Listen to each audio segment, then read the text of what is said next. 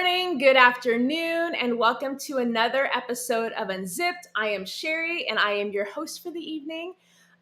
First and foremost, want to thank everybody who's watching right now. I really appreciate the continued love and support that you guys have been giving, the comments, the feedback, the willingness to even want to come on yourselves. Really big, exciting news. So if you guys were watching the show last week, we were 12 people away from getting to 1,000 followers on TikTok. And we made it. We finally got 1,000 followers.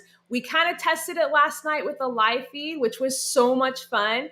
So I'm really excited to start kind of playing around with that. And I think there's a way to get this show live on TikTok every single week, like the other platforms like Facebook, YouTube, and Twitter. So I'm still working out the kinks and I'm really excited. So on that note, we have a very special guest this week. Her name is Cindy, and she has an amazing transformation story. I don't want to waste too much time. I want to get her right on so that we can just start chatting away. So Cindy, I hope you're ready because we're about to get unzipped. We all have a story on how we got here, right?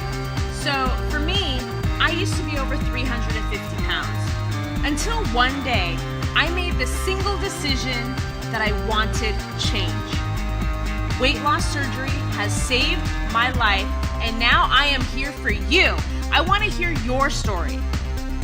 You know, the one that happened during that before and after picture? It's time to unzip. What's your story?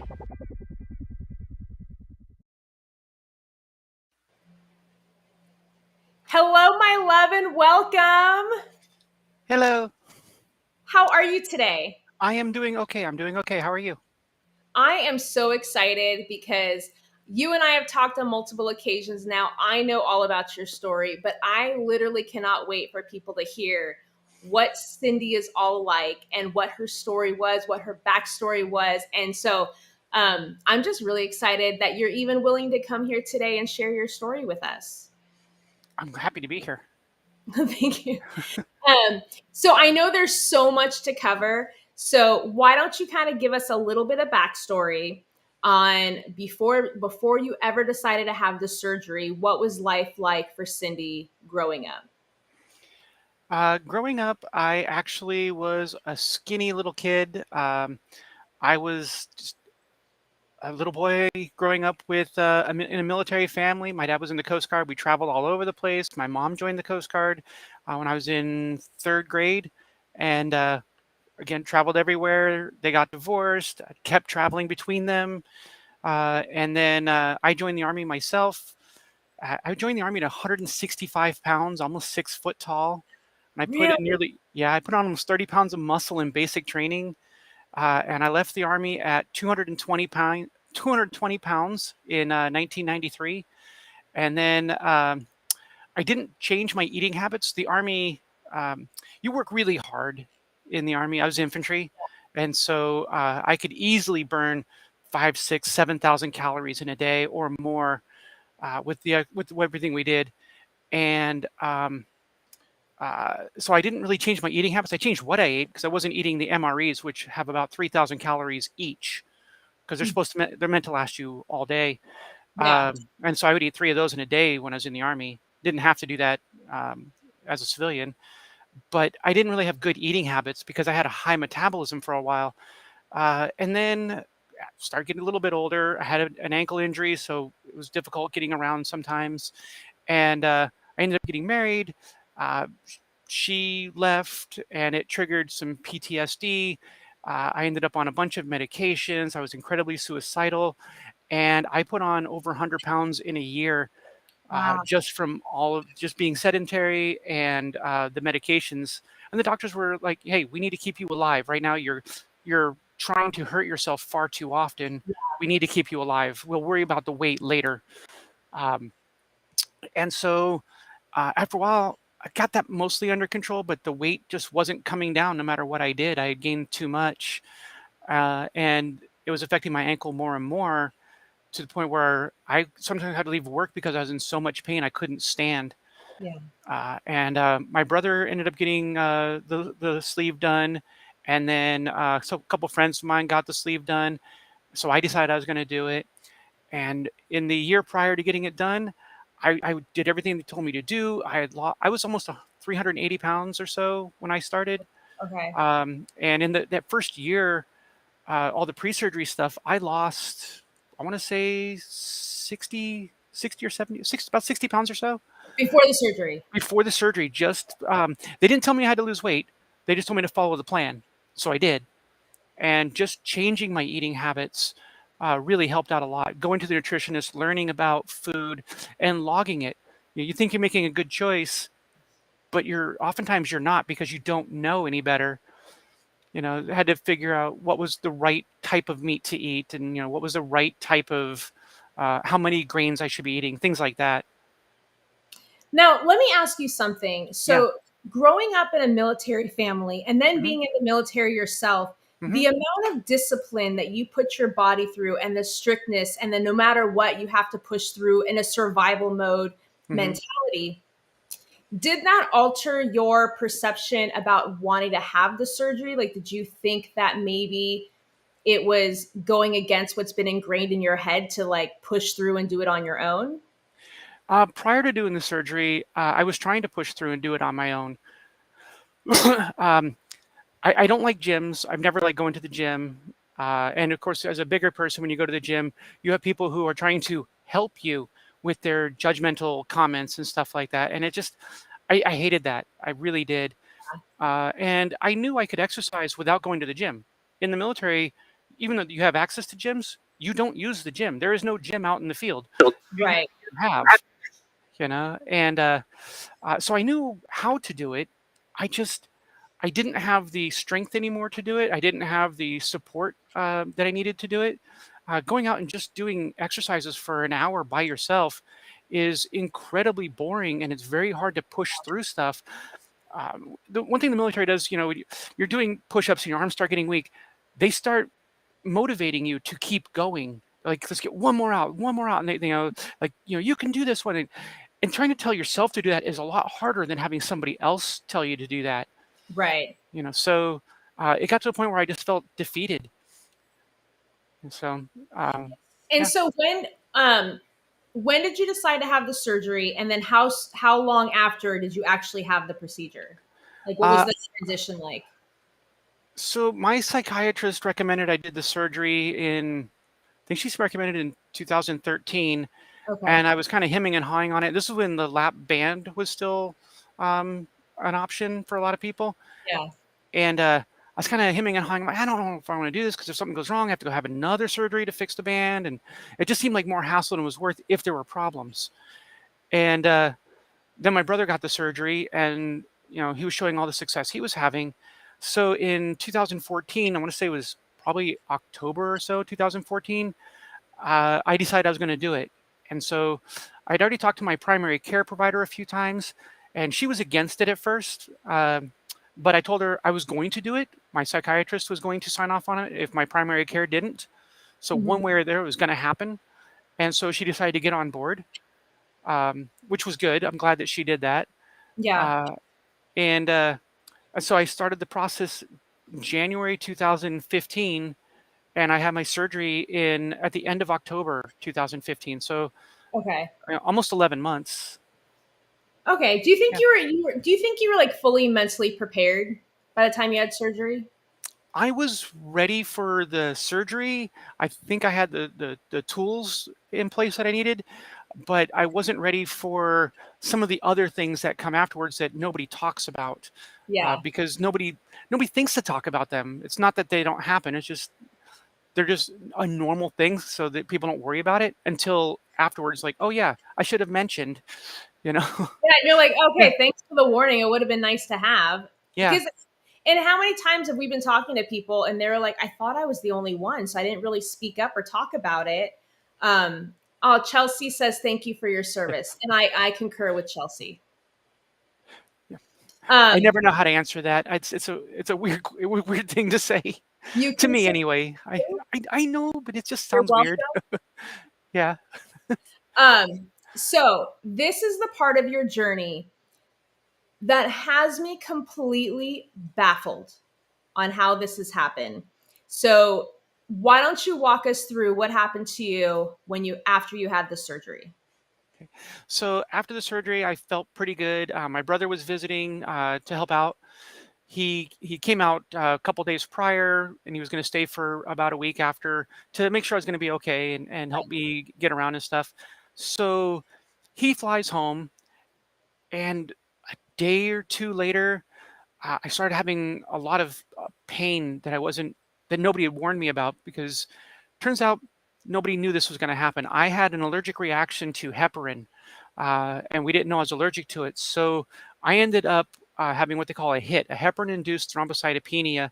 So heparin's supposed to thin the blood. I ended up with blood clots throughout my entire body.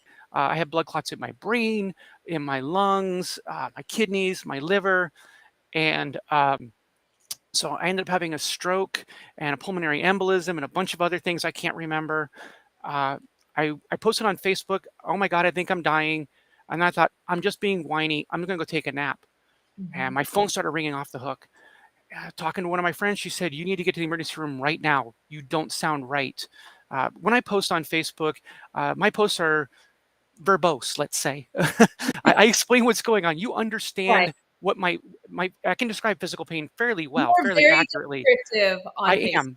Yes. Yes. So, so if I'm describing something as I think I'm dying, that's out of character for Yeah. me. And so I ended up talking to her for a moment. She said to call someone. I called a friend. Took my friend 15 minutes to get to me, and then 15 minutes to get to the emergency room. So in that 30-minute time span, I could no longer speak. I couldn't stand. They had to get a wheelchair for me. The last thing I remember was I handed my wallet to somebody because it had my information in it. And then I woke up 4 days later in a different hospital. It was scary. And apparently the hospital sent me home at one point, and I went back. Really? Yeah, they said it was Well, dehydration at first. They said it was dehydration at first. Yeah. like we're gonna get into everything. But Hmm. what is insane is you just literally write a single sentence on Facebook. And yeah, people can be like, oh, Cindy's just being a little dramatic or whatever. Hmm. When your friend calls you and said, you need to go to the hospital, did you think, like, okay, I think she's overreacting? Like, I know I'm being dramatic. Like, what made you think that maybe I need to listen to what I'm being told right now? Um, well, one, I trusted her. She was my ex-girlfriend, and we were still really close at the time. I trusted her. She also said I didn't sound normal. She couldn't explain exactly how I didn't sound when I was talking to her. Yeah, she said I didn't sound normal. So she said that she wanted me to go to the emergency room, and I figured I'll go to the emergency room. They'll send me home. It's going to be nothing. It's going to be post-surgery pain, and they're going to send me home and tell me to just walk it off, sleep it off, whatever. But I did it mostly to just appease her and some other people, Just and to I'm glad almost I did. give them peace of mind. Yeah, It's like, now you told me something that what would have happened if you decided not to go to the hospital right then and there? I would have died. I would be dead. I had only a few hours left to live. When they did the brain scan, the CT scan and the MRIs, I had zero blood flow in my brain. I had a clot over here by my right ear that they said it was just looked like a small clot, but it had stopped all the blood flow, so it looked like it was about the size of an egg. And so my brain scan was just black everywhere.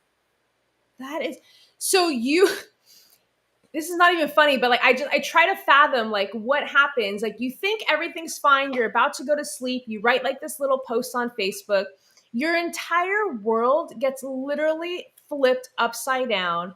You wake up in a hospital, you have no idea that 4 days have just passed. You've apparently been transported while you were knocked out at one point. Hmm. What goes through your head that first day when you're just trying to process what the smurf just happened to me? I don't remember a lot from that first day. I remember I woke up at a couple points, and there were some people in the room, and I don't remember who they were. I know they tried to tell me what happened. They kept asking me things like, "Do you know what day it is? Do you know where you are?" And I didn't know anything. And they would tell me, and then a few hours later, they'd come in and they have to tell me again, and did this over and over for several days. It took me probably 3 days or so before I understood what was going on. Right.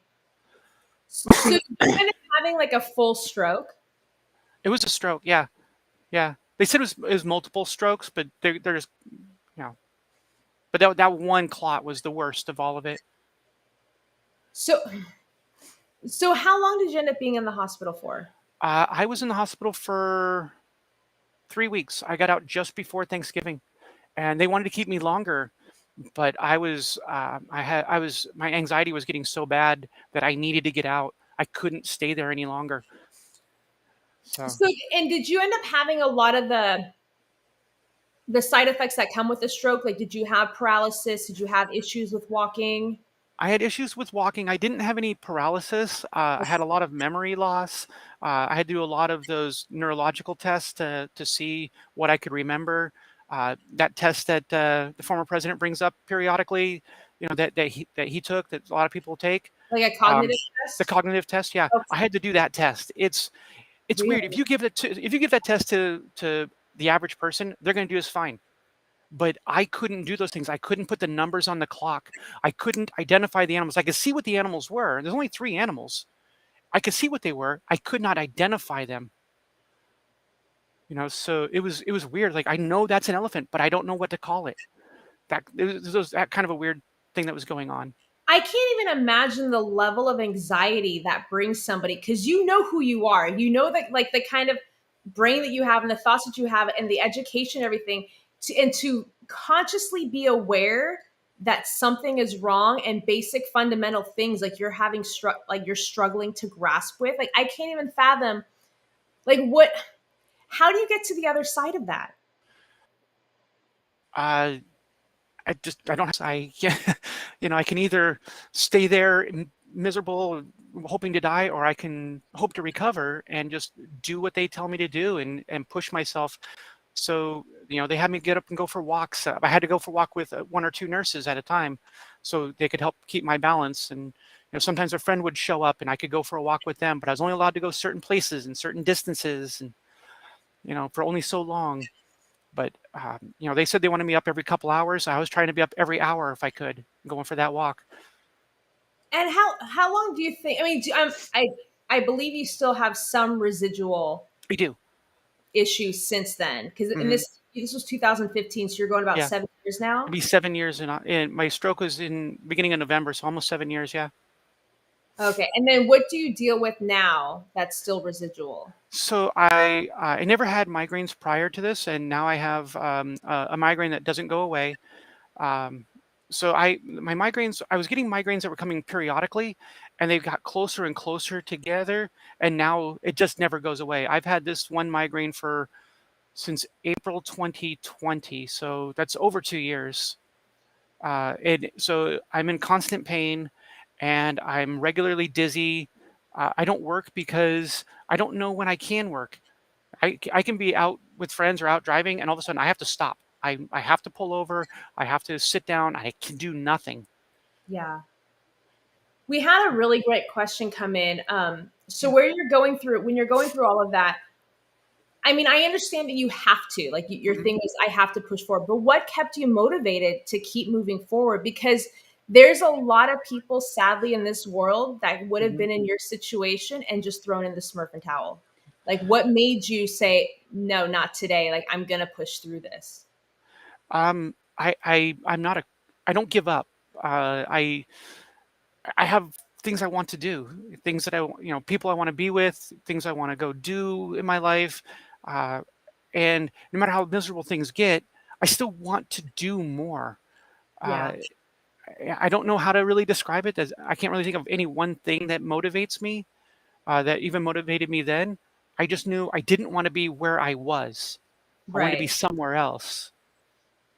I get that. And one thing I do love about you when we've talked in the past is we're very similar in the sense that you find like a wicked sense of humor, and you learn to laugh, like, even in like the worst of situations. Hmm. um I don't remember what it was. We were just talking earlier, you had this really great analogy when you were talking about that whole experience.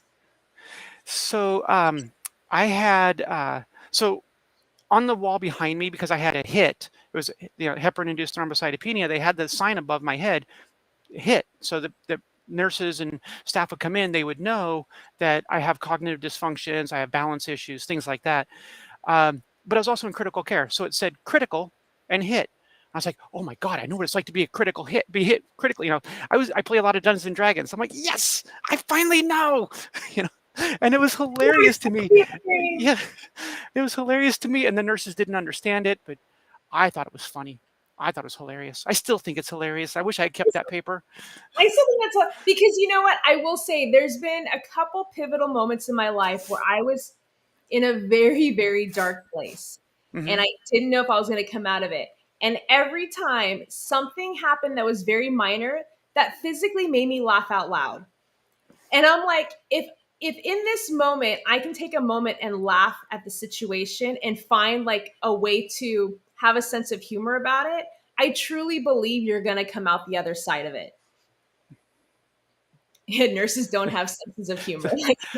This is a very niche joke, so I can understand if you don't play any role-playing games, you may not understand what critical hits are. So. I love it. Emily wants to know if you had a strong support system. I had a very good support system at the time for recovery for that. Uh, my parents were involved. They were on vacation in Florida at the time, and I was up here in Seattle. They couldn't get out here. They would have if they needed to, but the doctors and nurses told them I'm recovering. There's no need for them to come out here. And I told them over the phone not to worry about it because all they're going to do is sit there and watch me. They're just going to stare at me. So I didn't see a need for them to come out there. My stepbrother and his wife showed up at one point. I have a lot of friends showing up regularly. My boss at the time showed up just to check in on me. I had a lot of people while I was in there checking in on me. When I got out, I needed help driving around. I couldn't drive my car anywhere. So I used the Buy Nothing groups on Facebook, so people could bring me food or help me get around if I needed to. I had friends that would drive me to the store to do things that I needed to do. So I had a lot of support, and I got to the point where I could actually mostly function on my own. I was able to go back to work, but then my gallbladder failed at that time, so I couldn't keep down food. Why not? Yeah. Just add something to the mix. Yeah. I survived the first one. Let's see what else we got. So, so my gallbladder failed. I couldn't eat anything. I couldn't hold down water. So I would just collapse at work because I didn't have food or water for days at a time. So I ended up in the emergency room to the point where the staff knew me by name. They're like, "Oh, just put them in that room, hook up the IV. We'll start paperwork later." You know, you should never know the emergency room staff by name. The ER, no, 100% not. Yeah, they're nice people, but I shouldn't be on a first name basis with them. No. So, and the doctors were reluctant to pull out the gallbladder because I was still on blood thinners, and they're like, "We don't want to go through another surgery." Is heparin a blood thinner? Heparin is a blood thinner, yeah. Okay. So I wasn't on heparin anymore. I was taking. Well, I would hope you're not on it anymore. Yeah. I was taking warfarin. And they told me I'd have to be on that for a few months to finish breaking up the clots and help rebuild my platelets and stuff like that. So it got to the point, though, where my surgeon said, we're going to have to take it out. You can't function by going to the emergency room for fluids every 3 days. It's not cost effective. It's not helpful for you or anybody else. So, we go in for the surgery. And he says, "Okay, I'm going to make sure I bring in another surgeon because you're my problem child, and I want to make sure you're going to be okay." It was supposed to be an outpatient procedure. Mm-hmm. While I was in there, apparently I started bleeding out. And he said, "So we're going to keep you overnight," because I knew this was going to happen. That's why we had the extra surgeon. So I stayed an extra night for an outpatient procedure. But then I'm much better now, so... The worst part about the whole thing was I couldn't have Brussels sprouts. that was my biggest complaint. I couldn't have Brussels sprouts or broccoli. I mean, can you just have a normal experience? I would love to. My life isn't normal though, so But you know what? Who determines what normal is? There's no concrete depiction of normal. It's just whatever is normal for us personally, based on who we are and what our environment is. So number one, I am just so proud of the mindset that you were able to attain during this whole process. Because like I said, a lot of people would have thrown in the towel and said, Smurf it, taken a couple of, like, it's unfathomable that one person had to go through this kind of trauma unexpectedly. And talk about whether it's the universe or God or whatever you believe in. It's amazing how a simple Facebook post literally saved your life. It did. It really did. Yeah. Like, it just blows me away. So, because, you would think that that's a crazy enough story to begin with. That's an incredible transformation to have. But you kind of decided, no, that's not enough for me. No, my life was getting normal, so I had to change it again. So. Yeah, the things are kind of stabilizing, so I need to mix it up. So at what point did you kind of make the decision that something's a little different and I need to do something about it? So for most of my life, I knew that I wasn't the same as other people, but I didn't understand any of it. I didn't really put much effort into it. I was focused on way too many other things. And I want to say probably about 5 or 6 years ago, I really started to think about this more and more.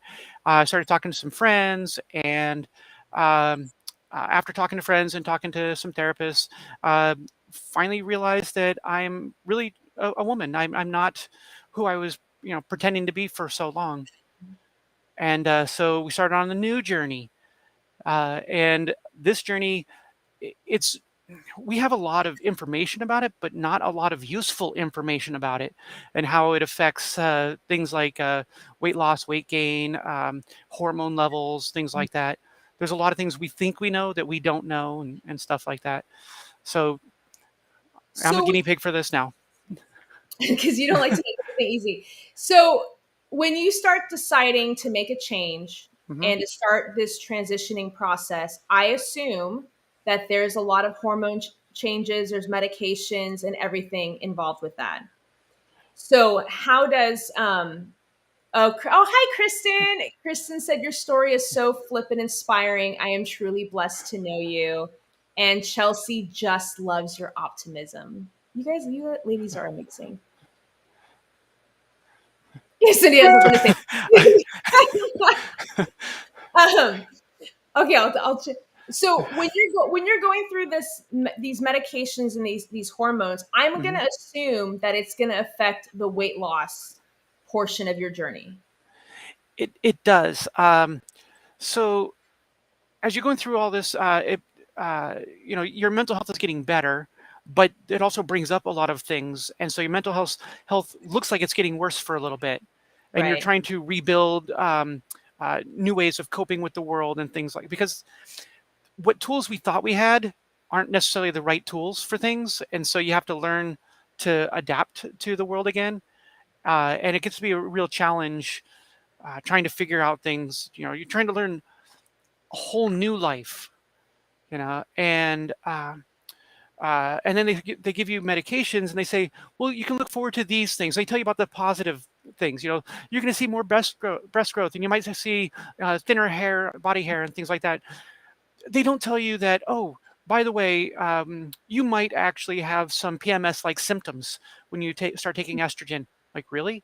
How come you didn't tell me that? That's kind of important to know. I'm having a lot of abdominal pain. I didn't know what was going on. Well, it would have been good to know. You could have put out a freaking memo or something. Yeah.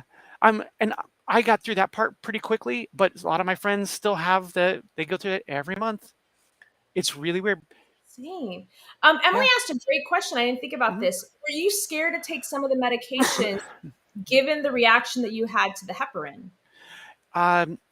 I wasn't, because I'm a pharmacy technician, and so I'm not a pharmacist, so I'm not an expert on medications, but I know where to find the information that I need, and I have great resources. I could just turn to my boss and say, hey, boss, what do you think about this?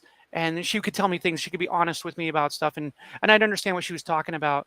So, while I might have been concerned at first, I wasn't really worried or scared, because I know the answers are out there for some of this stuff. So Ken says, if someone is going to give me menstrual complications, I would like to know that in advance. I agree. Can we put out like a fucking memo or like, hey, this may happen to you? But it's fun. I'm glad that Emily asked that, because you know, just like with this heparin, you had no idea that you were allergic to it. And it reminds None. me, I still have my gallbladder, Hmm. but I don't think it's working as well as it's supposed to. I'm probably going to have it taken out at some point. But I did have like a gallbladder scare a while back where they thought it was my appendix. Hmm. They were going to prep me for this emergency appendicitis, and I was freaking out. And then they automatically start you on antibiotics so that they can prep you for surgery. And you're sitting and you're waiting, and you're like, I literally just came in because I had pain, and you're already having anxiety over the stress of having a surgery. And I'm laying in the hospital bed, and I was like, God, my back is itching really bad. Why is my back itching so bad? And then you pull up your shirt and there's like this little welt.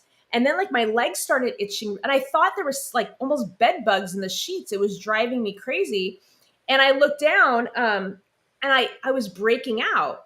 And I told my husband, I'm like, something is wrong. I don't know what the hell is going on. So the nurse came in and she freaked out. So she had, apparently, I have just been informed I'm allergic to penicillin. So they had to stop it immediately, give me like a Benadryl. Long story short, they sent me home from the hospital with no care, no surgery, no nothing. They're like, oh, like you should be fine. That's a whole nother story. um, but yes, but because of that, it does make me nervous to want to take medications because if I've never taken it before, there is this element of what happens if I have a reaction from it. Yeah, antibiotics are interesting because there's a lot of cross. What do they call it? My brain's not working right now. Cross But contamination kind of. not cross contamination, but a lot of antibiotics are similar to each other, Oh yeah, yeah, and yeah. so you might have problems with this. If you have a problem with this, 1 to 5% chance, but it's still there. Whereas heparin is a unique drug, Yeah. and so as long as I'm not taking things that are heparin based, I'm okay. Okay. And so, did you end up? So, when you're taking these medications now, you're not having complications from it, Mhm. um, but it is affecting your weight now. So, It you're is. kind of talking about two completely separate transformations that are almost, I feel like, equally important to your mental health on one side Hmm. and your physical health for the other side.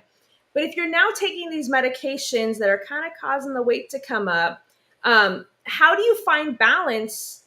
Because you want to be healthy in both aspects of your life, but they're starting to kind of counteract each other. Well, my first goal is I want to be happy with who I am. I want to look in the mirror and say I like that person. She's who I wanted to be, and that's who I'm going to be. Um, how much the gravity's pulling on my body is a distant second to all of that. Fair enough. If I end up 600 pounds, but I am happy with who I am, would it suck? Yeah, but I'll be happy with who I am. Right. Uh, but I've also, my doctors and I have talked about this, and I'm on another weight loss medication, and if we can figure out what's causing the migraine to remain persistent, I might be able to go in for a revision and get that, and that'll help me lose more weight again because I put on a lot of weight at one point, and not being able to exercise Mhm. does make it difficult to keep the weight off. Uh, you can only eat so healthy. I'm going to have to burn some calories too. You know. Right. And because you do suffer with like these migraines and these residual issues, I Hmm. can see why it's really. It's not like you can just run on a treadmill. You're going to get lightheaded, and it's going to get worse, and you're going to want to pass out, and we don't want that. So Yeah, I can. It's hard to find like a balance on how to get the weight loss journey kicking in. Do you find that the medication for that is helping right now? it is. I've been taking Ozempic for 6 months, Okay. 6 or 7 months now, and I lost 25 pounds on it so far. Good for you. Okay. So, I keep forgetting to do this at the top of the show, but I do need to mhm. put a disclaimer out there that we are not bariatric professionals, we are not medical professionals. We are just people in the community who have lived through these experiences and want to share our stories in the hopes that it will help somebody along their journey. But if you ever feel that you have an issue going on or there's something going on, make sure you reach out to a medical professional as soon as possible. Don't use Facebook. Don't Facebook is not a medical place. I mean, it saved my life, but it's not how it normally works. I thought that you used Facebook to instantly become a doctor or a lawyer. Oh yeah, that's automatic. Yeah. Yeah, so I thought we're just automatically medical doctors the minute we sign up for Facebook, and we're allowed to just tell people what to do with their bodies. Like I thought that's how Yes. like this works. Yeah. Um, he said, "Did you get a script just for weight loss?" I asked because I know it helps with diabetes as well. So my diabetes did come back after a while when I started putting on the weight again, and I'm taking medications with that. Ozempic does help with diabetes, Oh, okay. but the dose I'm on is the weight loss dose, but it is keeping my A1C way down. I have to double check. I just did a blood draw, but the previous blood draw was um, my A1C was 6.5, 6.3, something like that, and it needs to be under 7. So Okay. So you're trying to Emily for yeah, the win. WebMD is from zero to cancer in 60 seconds. yes. This I joke all this is why I'm not allowed to Google anything. I always have some kind of cancer every single time I Google it. That's just me. So you're in the middle of this new journey that you're in. Hmm. I'm really curious because I don't know enough about this community. Hmm. I'm just naive to it. And that's why I love that you are so open to answering questions and talking about it. Maybe I might be the only one, but I feel like if this was me and I was going to, transform into this new version of myself, I feel like there would be this period of time where I'd want to have like a funeral or like kind of like grieve the person that I'm leaving behind to embark on this new journey. And I'm just curious, like, am I totally crazy or is that something that goes through your head? Uh, some people do similar things. I didn't, and I have no intention on it Okay. because some of the things in my life I would not have been able to do if I wasn't that other person. I would not have been able to go into the infantry in the army. Women were not allowed to combat arms in Yeah. 1989. They couldn't even fly fighter jets until the mid 90s. And that was the first thing they could do in combat arms. They weren't allowed to be near combat, but they could be in combat. Uh, and I got out even before that happened. So some of the things that I've done, I could not have done as a woman at all. It just would not have been allowed. Right. So, and I like the experiences that I've had. They made me who I am today.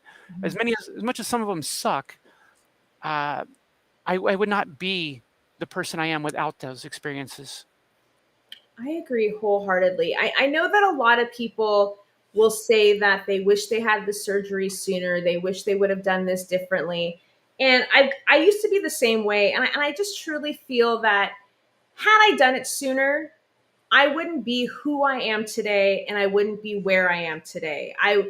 The people you meet would be different, the jobs that you would have, the experiences you have. I do feel like, true strength comes from the struggles that you had beforehand and what you learned from the process. So I have to ask you, everything that you went through after having the bariatric surgery,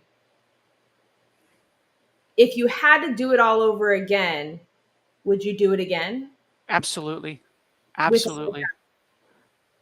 Yeah. even with the hospital and the heparin and the Hmm. migraine, you would do it all over again. Yep, absolutely. Without without a doubt, I would probably change some things, knowing what I know now. Like I'd tell them, don't give me heparin, that kind of a thing. That might be Yeah, number one on the list. right. If there So, was a DeLorean and you were able to go back to the future, going, can we just not have this drug, please? Like, we'll be right.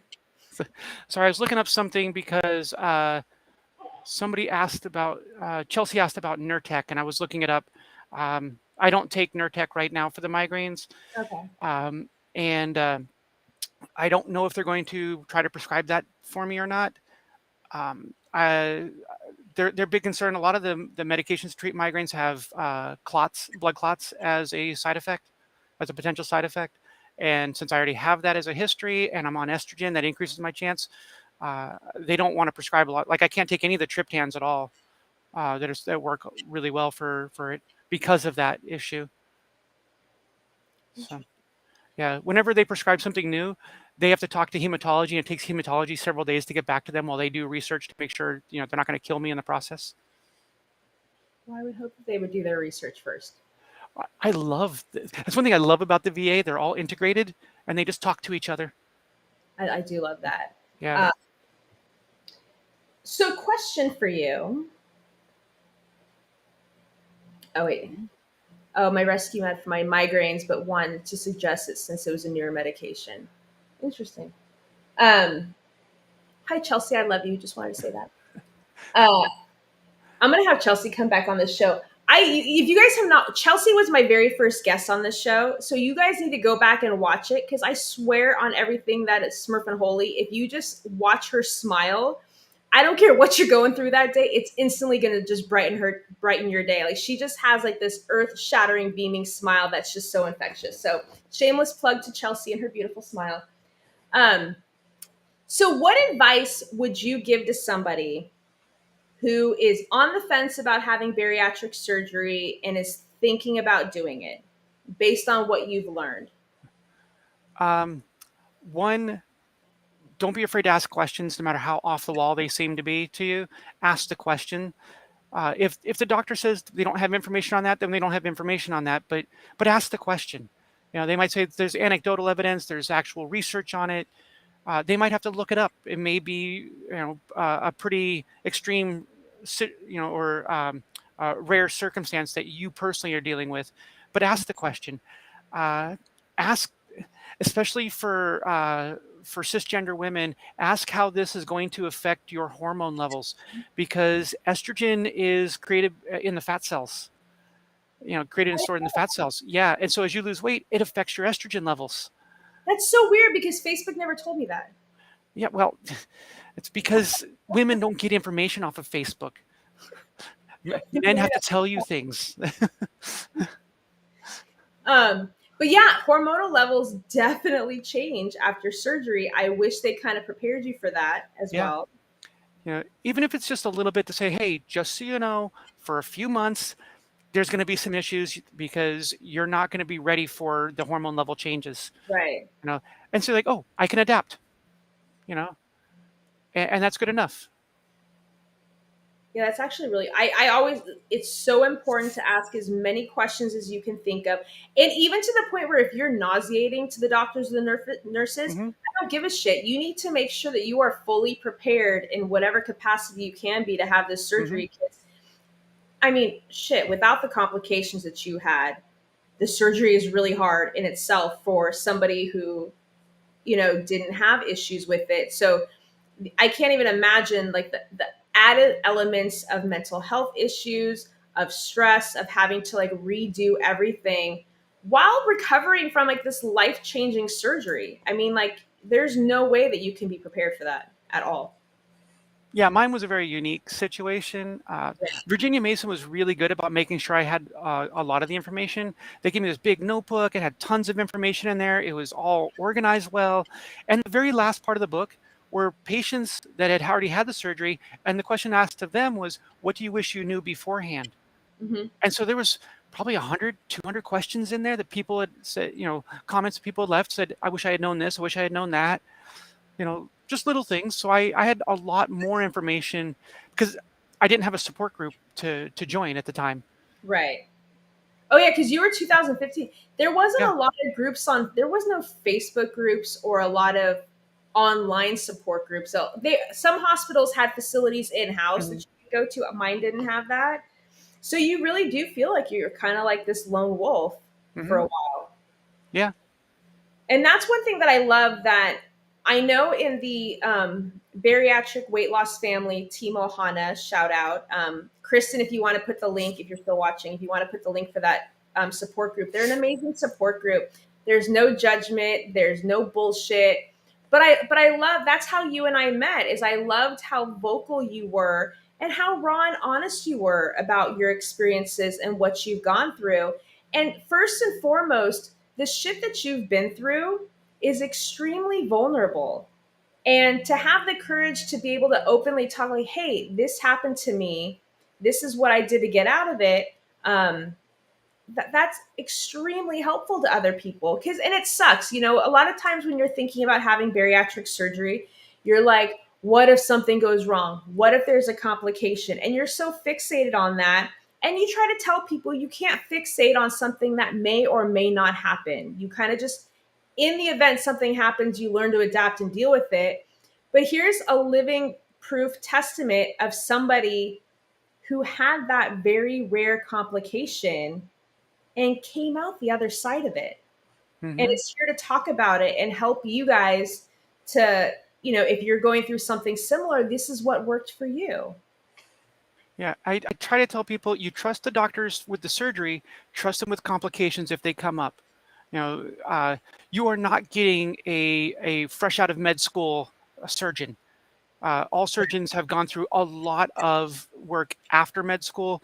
None of them are completely inexperienced, and even if it's their very first bariatric surgery, it's not their first one alone, Right. because they are working under somebody who's done it. The team is very knowledgeable. They are ready for things. They've looked up all this information. They're going to help you. You already trust them with your life on one end. Continue to trust them. That's such good advice. What would you say would be the one thing that you learned the most in the last 7 years? Um, I'm just putting you on the spot. Why not? yeah, I wasn't ready for this question.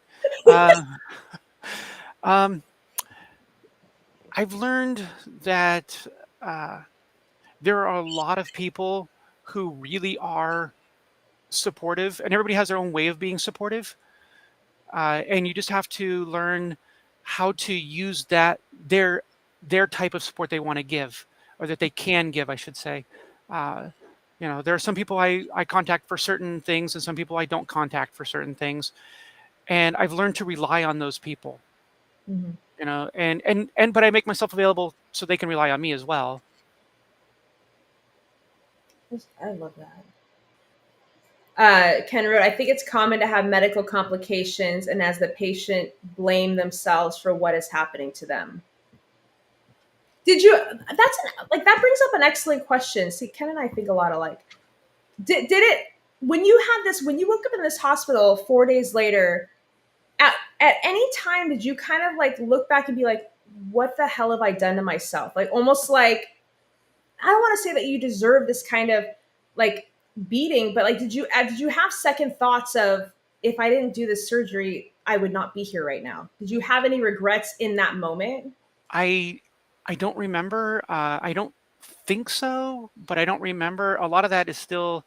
I don't remember a lot of that time. The first week or so I was in the hospital. I don't remember a lot of it at all. But I don't recall. Nobody's told me that I said anything like that. I know there were a few points shortly after the surgery, before I had the stroke, where I was questioning if it was the right idea because I was in a lot of pain. Right. And it turns out that pain may have been recovering from the surgery pain. It may have been clots forming. I don't know. Yeah. And I guess it's fair to say, because in the very beginning stages, when you're just finally coming to terms with what's happening, I don't think, maybe you don't necessarily have time to have regrets. You're kind of in this fight or flight mentality. Like Hmm. my main goal today is to survive today. So I can see Yeah, how maybe you're not really too concerned with regretting, because the fact is you can't go back and change what happened. This is your current situation. You just kind of have to swim out of it. right. Yeah. And I've had enough injuries, enough things that have gone wrong in my life that Mhm. weren't my fault. And so, just because it happens to me, I don't assume that it's something that I did wrong. Right.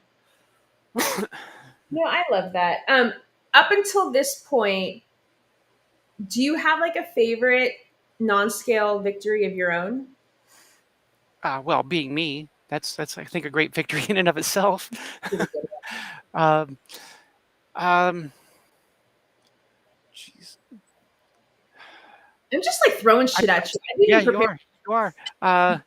So this is gonna sound weird because this has very little to do with the actual weight loss itself.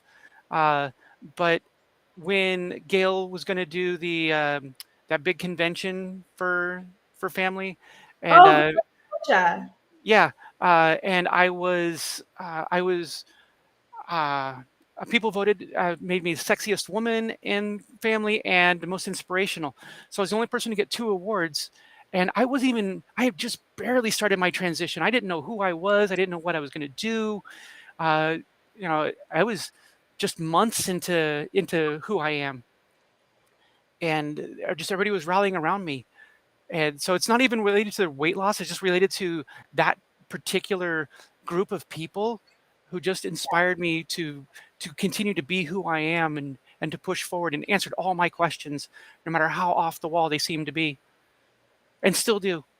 No, but that completely constitutes a non-scale victory because it has nothing to do with the scale of the numbers. It's just something Mhm. that happens that just makes you just feel incredible. I was so bummed that I booked my plane ticket, I think in January. Mhm. Gail asked me to be a speaker. I was like, this is so fancy. I'm going to be a speaker at a bariatric conference. I was going to have a Yeah. vendor. I was going to have a booth. I was like so smurfing excited.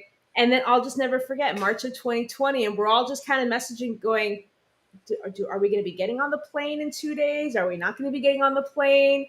And when that, oh man, I've never been to Georgia before. I was so excited to like make this new adventure. And then stupid COVID. I was excited. I was going to be a speaker also. I had bought my first, formal dress. I spent, almost a month trying to find shoes, because I can't just go to the store and buy shoes. My feet are too big. So I had to Wait, find them I haven't even online. thought about that. So I have to, what size shoe are you in women's?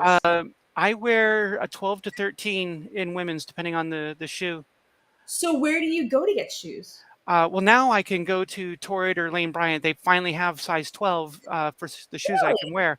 Yeah. But before, I couldn't go to most places. So I had to shop online, which is a pain because you can't try the shoe on. Yeah, and you don't know if it's Yeah. gonna fit or not. Right. And there's one place close to me that sold larger women's shoes, but they're incredibly transphobic. And so I don't go there.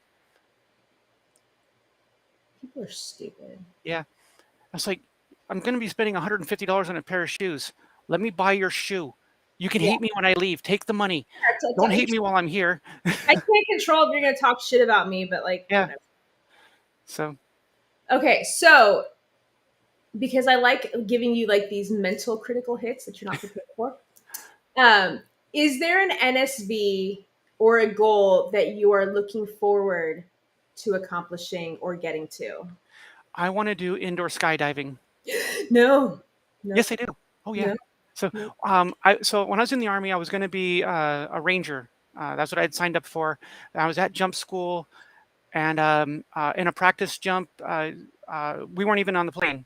Just a practice jump out of one of the towers that they have there, and you're in Mhm. a harness. I landed, and my knees bounced together. You have to keep your feet and knees together when you land. Otherwise, if you actually jump out of a plane, you can shatter your legs on a jump, because it's like jumping. Even with the parachute, it's like hitting the ground or jumping out of like a two to three story window, and so you learn how to take that fall. And my knees bumped together, and I didn't feel any pain. They said, "You're out. You're done. You can't jump at all." Because if I had injured them at all, tissue damage can take days to weeks to show up. Yeah. And they said, "You're out. You can try to come back in 6 months, but there's only one airborne school for all the branches of the military, and it's incredibly hard to get into." So I was never able to go back. I really wanted to jump out of planes, and I have a fear of heights, but I wanted to jump out of a plane. No. Oh yeah.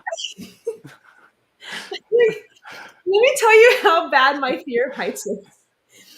I heard that there's this roller coaster in Japan. It's like one of the scariest roller coasters in the world. Now, what's intense about this track is you go up, up, up, up, up, or whatever, and like you feel like you're gonna die. Then you get over the edge, and then normally most roller coasters, they slope Hmm. down. Well, this particular one, it goes in, it goes inverted, and then it shoots out. Yeah, I'm not doing that one. Okay, not doing it. Yeah. But there was this video on YouTube, it's like 10, 15 years ago. And you're basically watching this ride as it in the first person perspective. So you're kind of like, it Hmm. was somebody sitting in the front seat. They were doing tests and he's wearing like the GoPro or whatever. Yeah. It's like midnight. I'm by myself in the living room. I'm watching it on my computer. This thing is going up and my heart is racing. I'm sitting on the couch. I'm not even doing anything. And the minute like I got to the top, I almost had a full blown panic attack. And the minute like it went over, I'm like, nope, f this shit. And I just like, just watching it freaked me out so bad. I bet it's the most exhilarating thrill of your life. I'm getting Sorry, I was getting a spike, just a you're good. migraine spike. It's okay. Are You you can okay? keep talking. Yeah, I'll be okay. It just happens. No, you're good. I'll give you a compliment. Chelsea says, "Man, Cindy, you sure got courage. I can't even stand on a 6 foot ladder without getting dizzy." Yeah, I don't do ladders because of my fear of heights and because of my dizziness. But the indoor skydiving is a controlled environment, so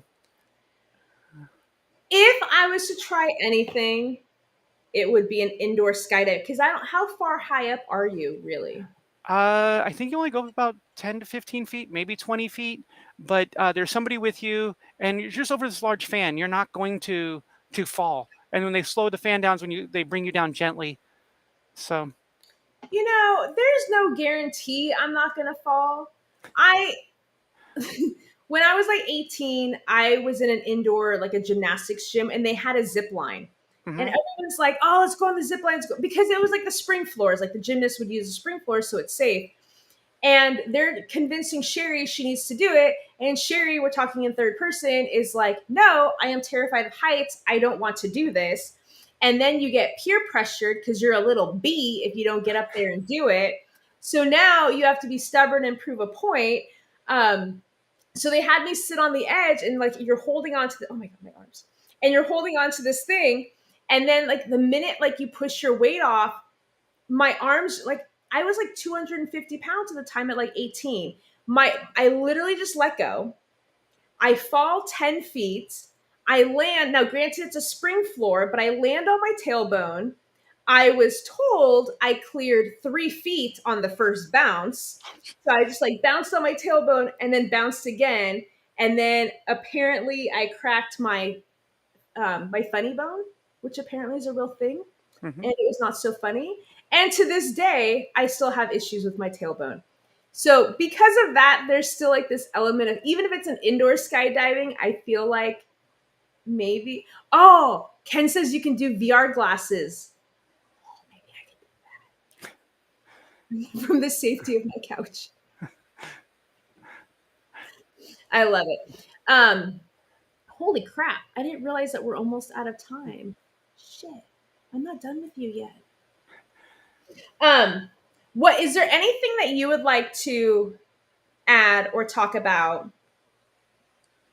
I'm just gonna give you the floor. I like just throwing you these hits right now and just kind of yeah, catching I wasn't ready for this.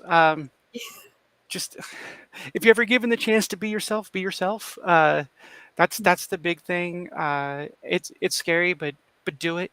Uh, don't let fear stop you. Courage is not an absence of fear; it's facing your fear. Getting through it.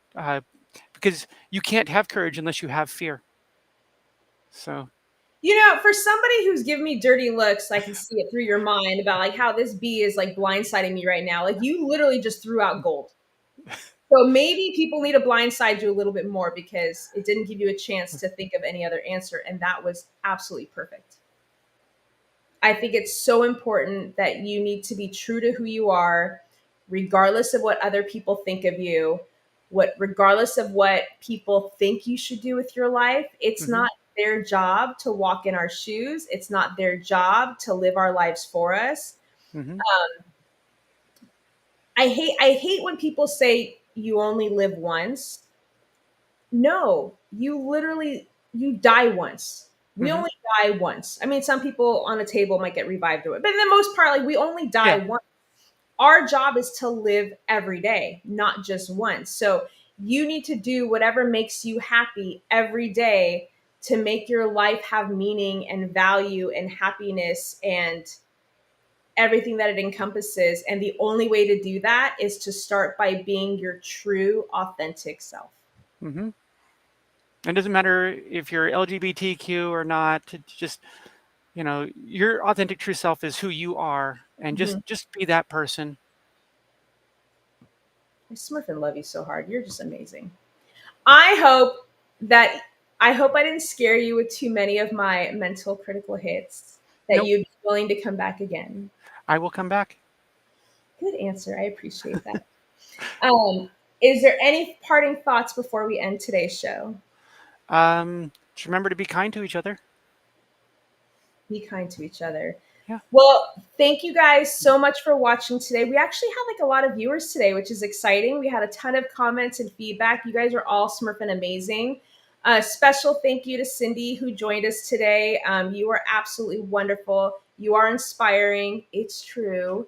Um, and yeah, if you want to join the Facebook group that Cindy is a part of, I believe that they put the link in the comments. You guys can check it out. Cindy's very vocal on that. If you ever have questions and you just kind of want to pick her brain and talk to her, um, reach out. You know, like that's what we're here for. If you have future questions for Cindy as well, you can always send me a message and we'll make a list so that the next time she comes on, she won't be completely blindsided like she was today. And in fairness, she was given less than 24 hours notice that we were going to be doing this. So this just proves that she is a complete and utter trooper. So I really appreciate it. So thank you so much. Thank you for having me here. Absolutely. And to everybody else, we will see you next week. Bye, everybody.